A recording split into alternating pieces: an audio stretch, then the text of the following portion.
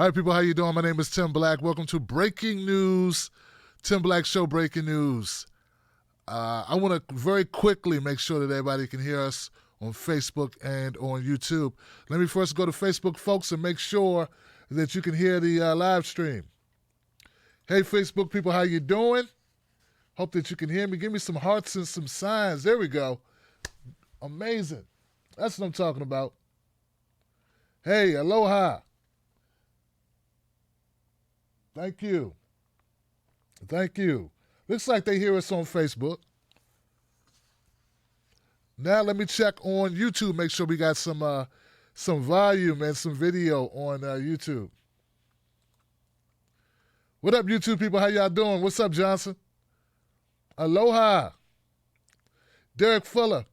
Come on, Johnson. Yo, we out here. Hello from Canada. I'm not getting any, yeah, we hear you. Thank you, Antonio. Oh, WC, everything's good. Okay. So it looks like we're good on both Facebook and YouTube, guys. Loud and clear. Thank you, Deborah. All right, guys. So if you saw the title of today's broadcast is Breaking News Special Edition, you already know that Kamala Harris has suspended her campaign for the Democratic nomination for 2020. This is just in.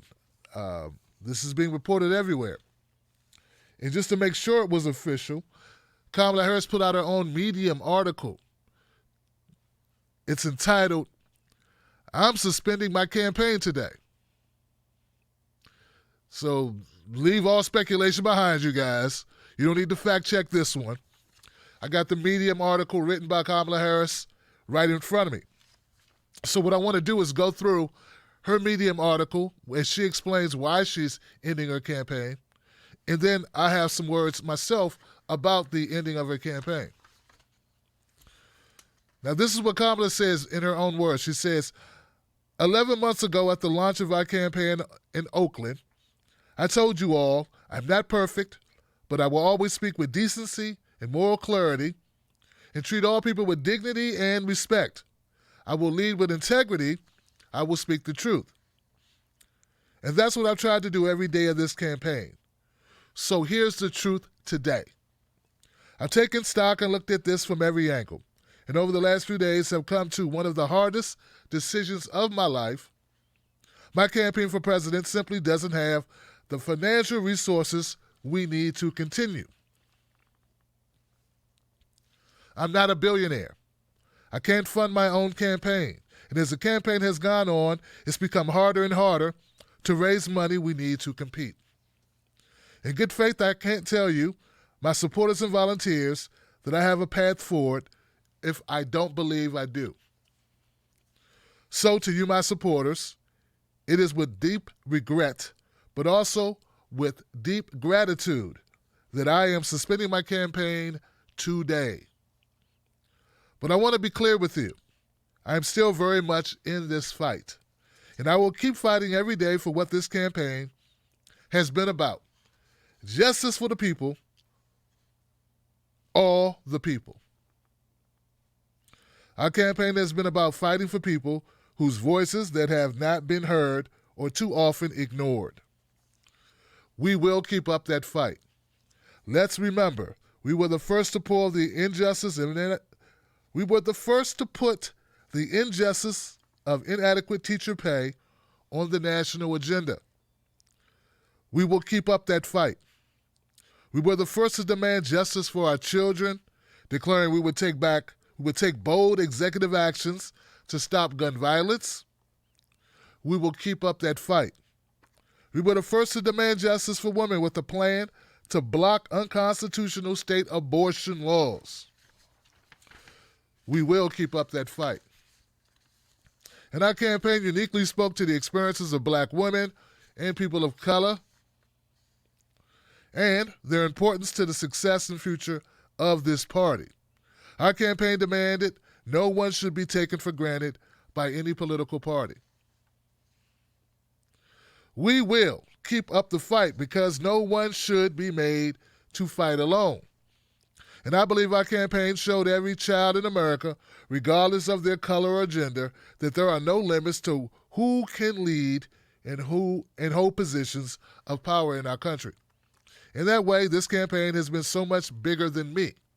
I am extremely grateful to the hundreds of staff who moved and uprooted their lives and sacrificed time away from their families. I know our fight has been personal for each of them.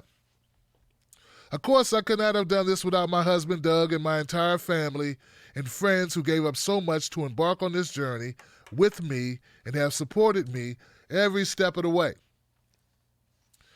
And I'm grateful to the thousands of volunteers and contributors who chipped in, who knocked on doors, who made calls, who put their faith and trust in me.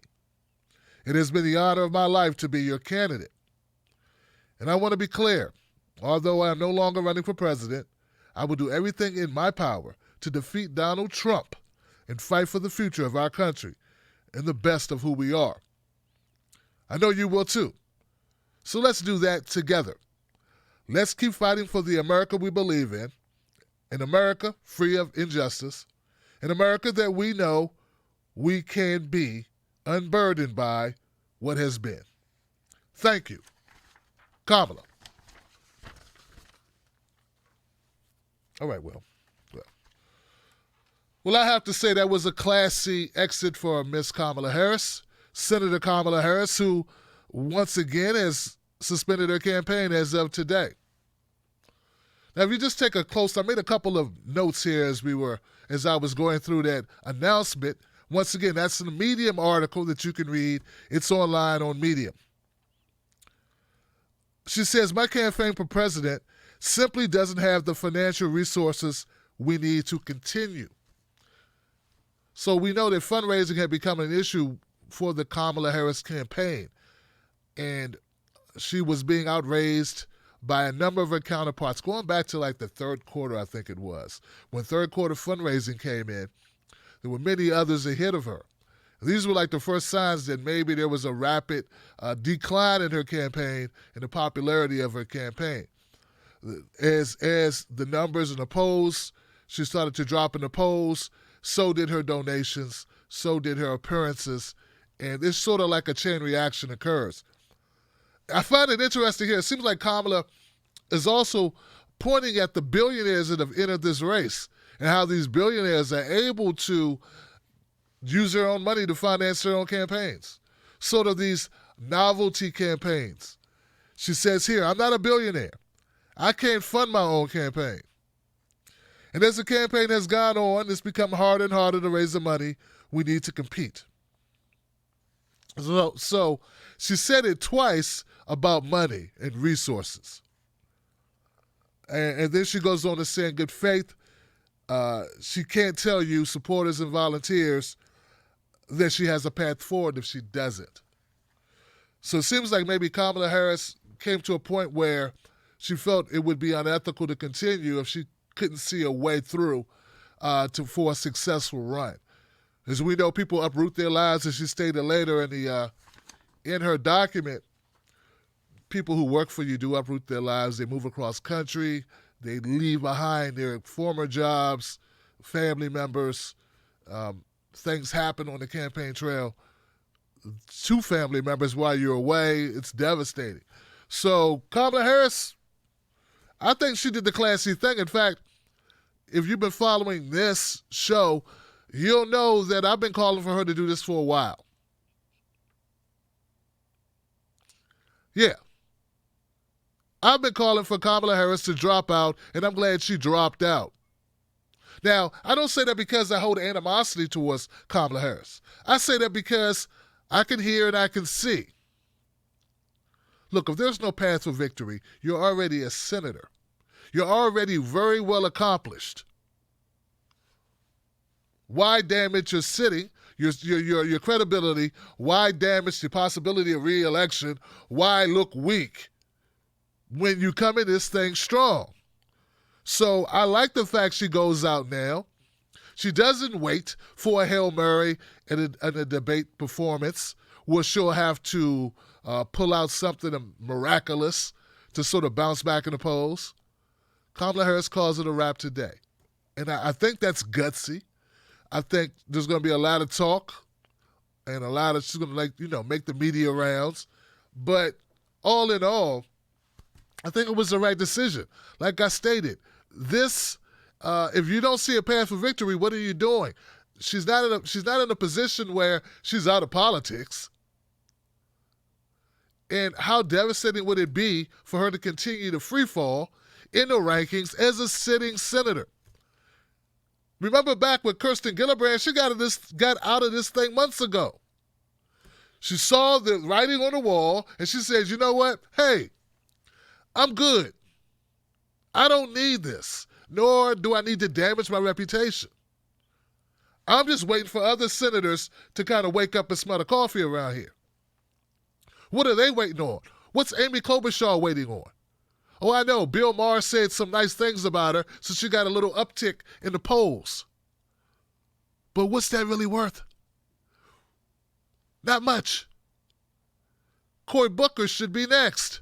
What's Cory Booker waiting on? Like, at some point, people have to accept reality. Now, I'm not one of those people that feels badly for candidates, especially not candidates who are congresspeople and senators. You're already killing it when it comes to life in general. That's a very humongous accomplishment to be a senator or a congressperson.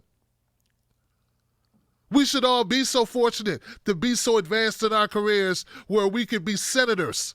There hasn't been that many senators. Kamala Harris is what, the second black woman to be a senator? I think you're already crushing it.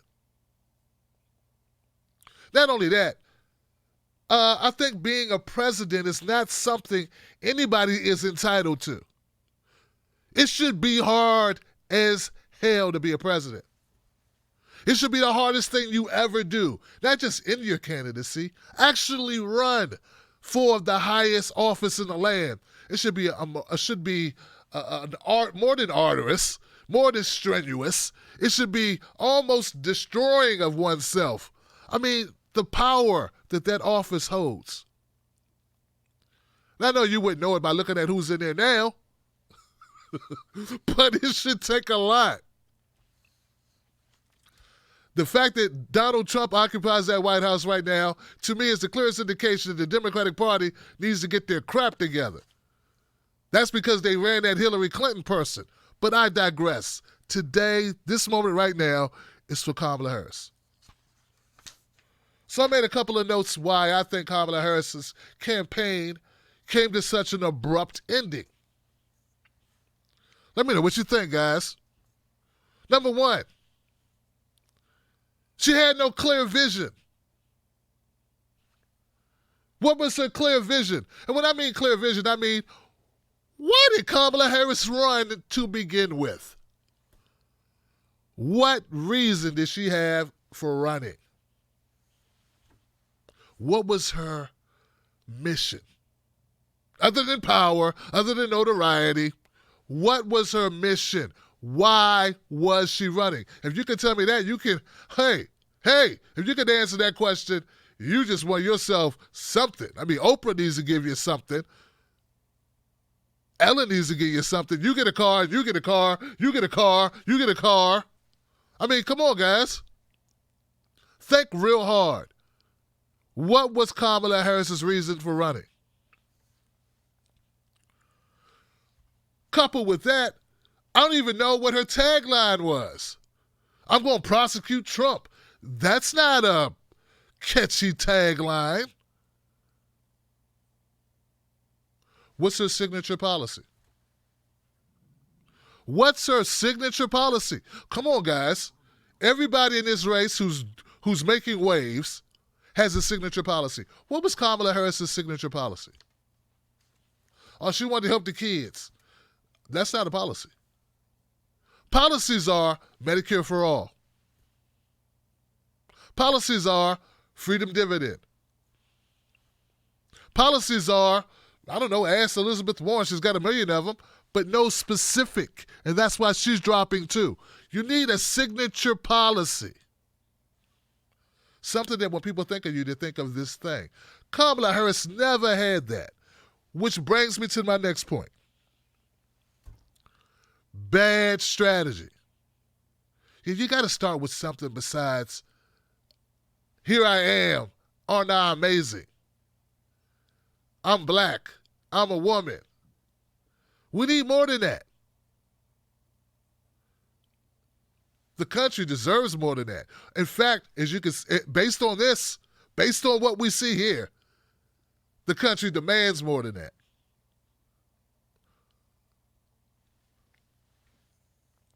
So what are some of the missteps that the campaign made? Besides not having a signature policy, besides not, and if they had one, not articulating it. It's not that I'm trying to be obtuse. I don't know what it was.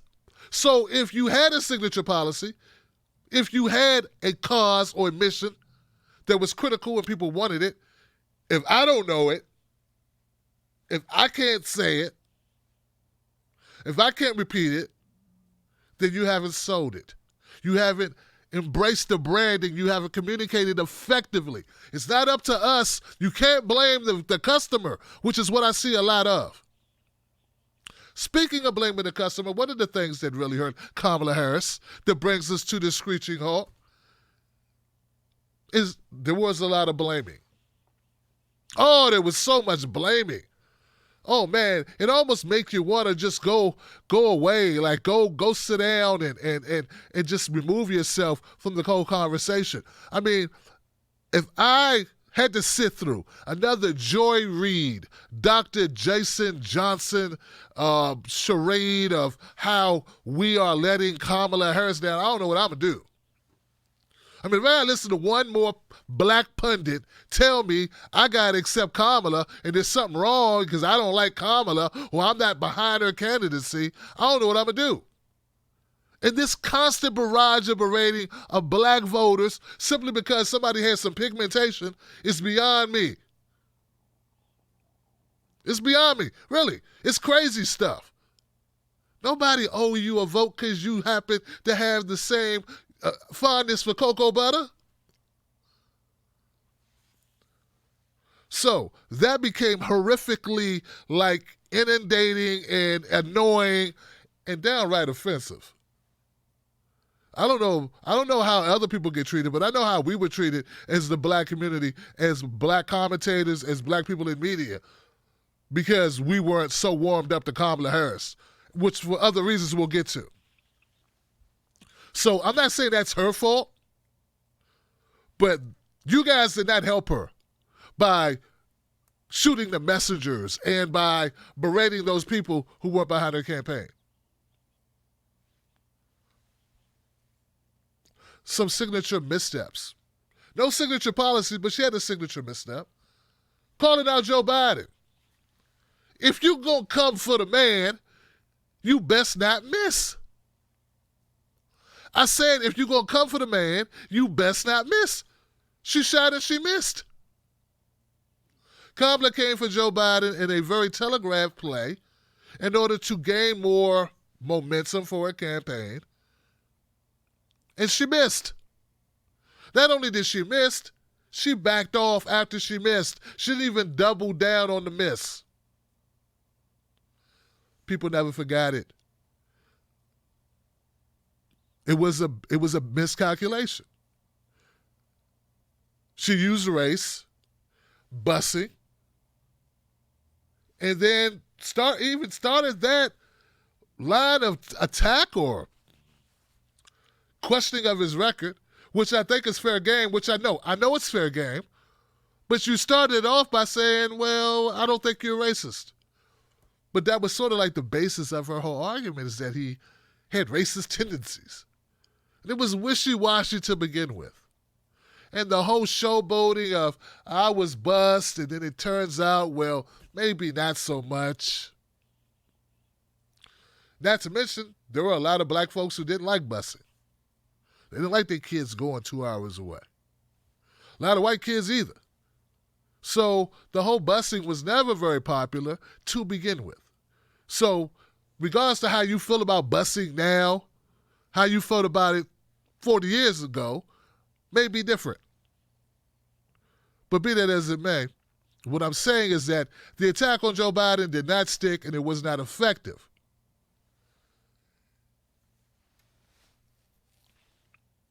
Another reason why Kamala Harris is out, or why the money dried up, was a little thing called Tulsi Gabbard's smackdown. Oh, Lord.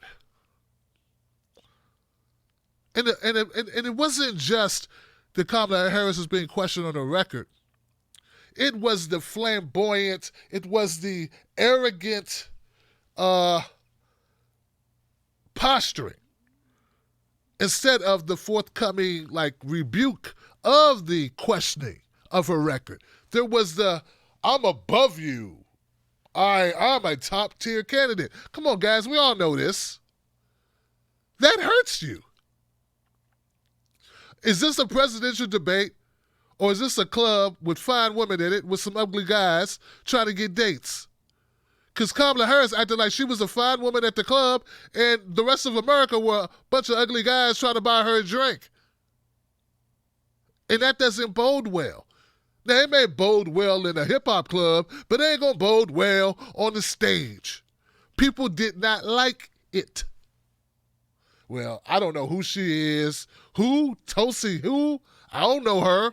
She beneath me. I'm a top-tier candidate. She a fringe candidate. I only have to dignify her questions, which, by the way, were very important questions about your record and about how you treated black folks, which are the constituency that you need, that you're saying must give you a vote. So there's just so much ignoring that people could do of that, even if they were on your team. No, why were you prosecuting parents? You never answered the question. You never answered why were you prosecuting parents for truant children. You never answered the question of what happened in the lab exactly. You never answered the question of why you let that man out of jail when the DNA came back negative, or why did you keep the firefighters at work? And my favorite, why Steve Mnuchin not Treasury Secretary when he should be out of business? These are all valid questions. Questions that we've been talking about in independent media for about 2 years, some longer. Tulsi Gabbard was merely the vessel to communicate that to you on the public stage, but we've been talking about it for years. Once again, it was not just that these issues were brought up. It was Kamala's reaction to them.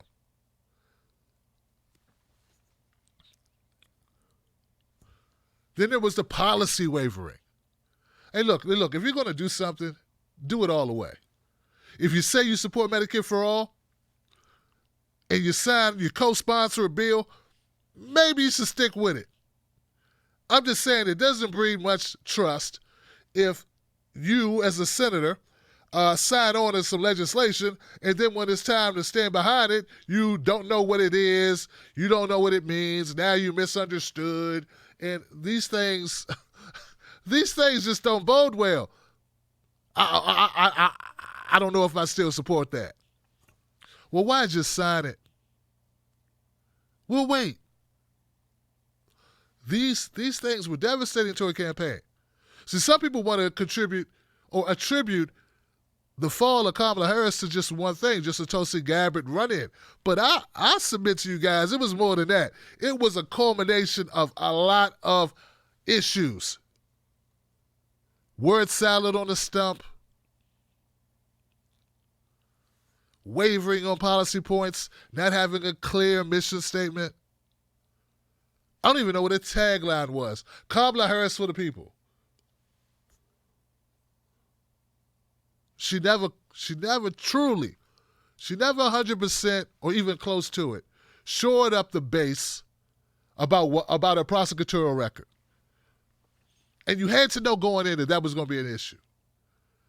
I mean, I heard Hillary Clinton said back in 2016 that if you ever wanted to run for office, you would have a hard time because of your prosecutorial background. So how could you go into an election cycle? How could you run without a game plan on how to deal with that? I don't know. I don't know what Kamala Harris thought or what Team Kamala thought or the K-Hive thought would happen. I mean, there's just so many soft interviews that Charlamagne the God can give you. It's just so much ignoring that hip-hop media owned by a bunch of rich white folks can give you a pass to the whole black community. It's just so much black folks is going to take it. And the white allies that we do have, we're going to hold you accountable as well. So how was that supposed to work? What was supposed to happen? Everybody's supposed to act like they couldn't hear or they couldn't see or they couldn't read your background?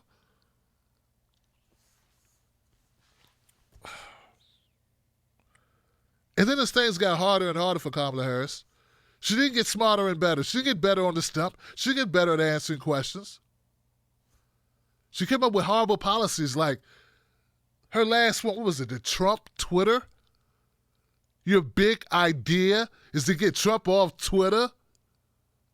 You know, I mean, all the crap that's going on in this country right now, everything that's happening, all the struggling, the average homeowner or the average family can't afford a $400 emergency. People dying of opiate addiction. People still getting locked up for marijuana.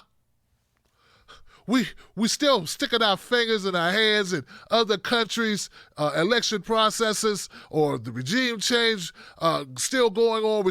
Now we're trying to impeach Trump and all this is happening, and you are talking about Twitter. Who gave you the idea that that was a good idea? What idiot? Just so we're really, really clear, who told you to go with that? Who made that call? So, let the record show there were missteps all across the board.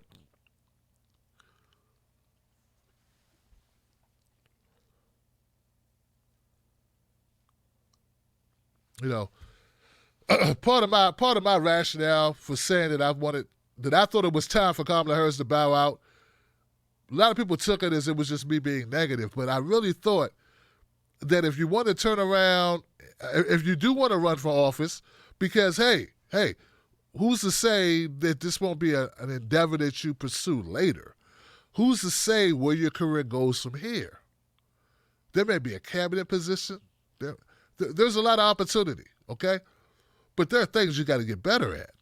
And you don't destroy your career, which could happen, going after something you're obviously not ready for at the time. Now, you can say America may not be ready for you, or however you feel more comfortable saying it. I tend to believe that you weren't ready for the position. You weren't ready for the limelight to this extent.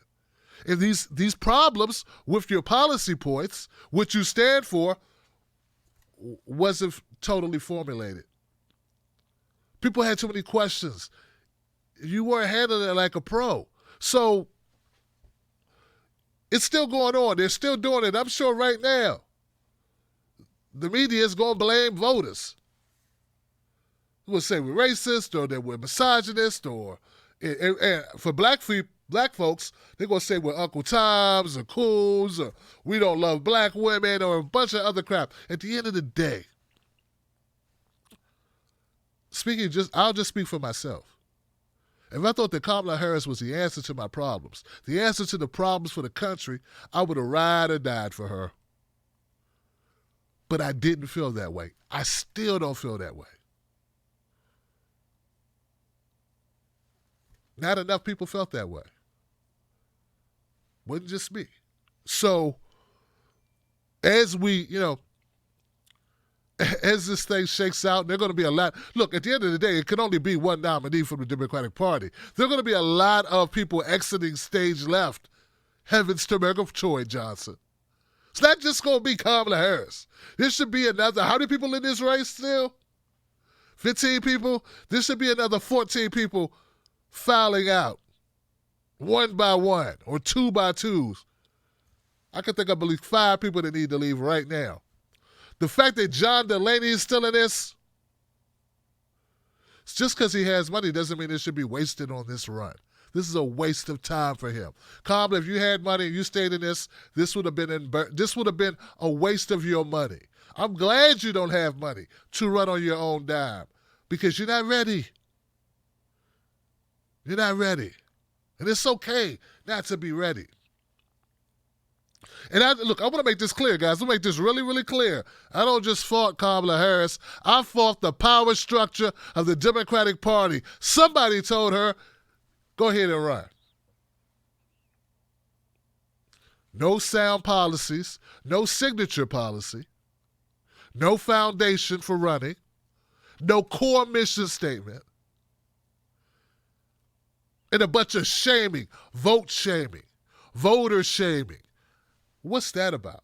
How are you going to win you can't win an election that way. It's like you learned nothing from Hillary Clinton. In fact, shaming voters is repellent to success.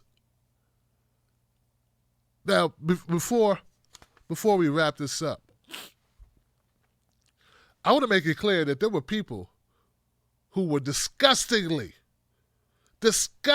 pushing Kamala Harris, ignoring reality. I don't think that the prosecutor should be the nominee from the Democratic Party. Not when we are the leading country in incarceration.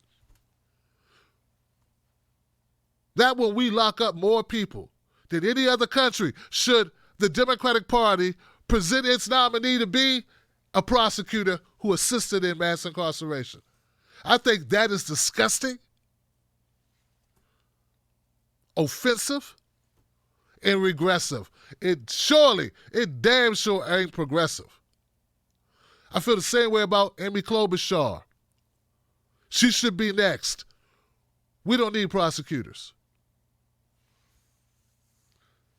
So, I think that's it. Kamala Harris is out of this race. Kudos to her for recognizing that this was not going to work out for her. Kudos to her stepping up and ending it now. Ending it now. Sometimes losing quicker is better. I think this is one of those times. Kamala Harris is a senator. She's already very accomplished. This is the first time she's ever lost an office that she's ever run for. So maybe it took a while for it to sink in. But let it be known, if you don't have a compelling reason for running to be the president of the United States, and that compelling reason can't just be, I hate Trump. Trump stink. Trump's a bastard. Trump's a liar. Trump's a liar. Trump's racist. That's not a compelling reason.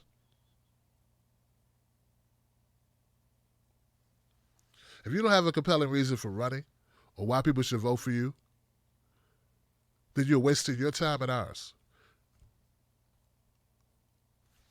That's what I feel that really sunk Kamala Harris. It wasn't just Tulsi Gabbard. It was a campaign in disarray. There have been articles coming out about it. And look, and I don't give total stock to anybody who leaves Kamala Harris's campaign and joins Michael Bloomberg. I mean, really, who? That lady, I don't. But the underlying reality that there were problems on the campaign trail, that there was a lack of cohesion and structure and leadership in that campaign, that's important. That is relevant.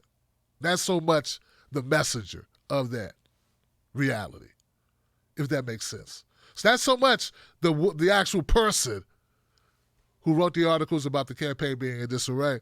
It's the fact that it was in disarray. So there you go. Kamala Harris, her campaign has been suspended, but she says she's still in the fight.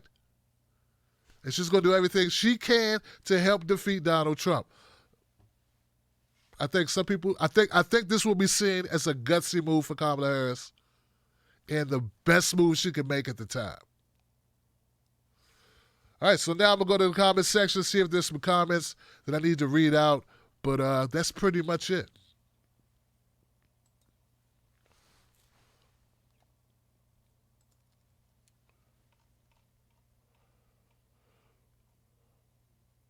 Okay. I guess we're good. All right, guys. Well, see me tonight, 10 p.m. Eastern Standard Time. We'll be going over these issues. We'll be talking more about the Kamala Harris situation. There may be some news that breaks in that story by the time we go live to air at 10 p.m. You know, we stream live 10 p.m. Eastern Time right here, Mondays, Tuesdays, Thursdays, and Fridays. So if you enjoyed this content, remember we have a YouTube channel. Find me at Real Tim Black on Facebook and on Twitter. And become a member of the Tim Black Wolfpack. Well, we call it straight because we don't work for the DNC or the RNC or the GOP or any other political organization. We work for the people. People fund what we do. And that's why we keep doing it. All right. Stay safe. I'll see you soon.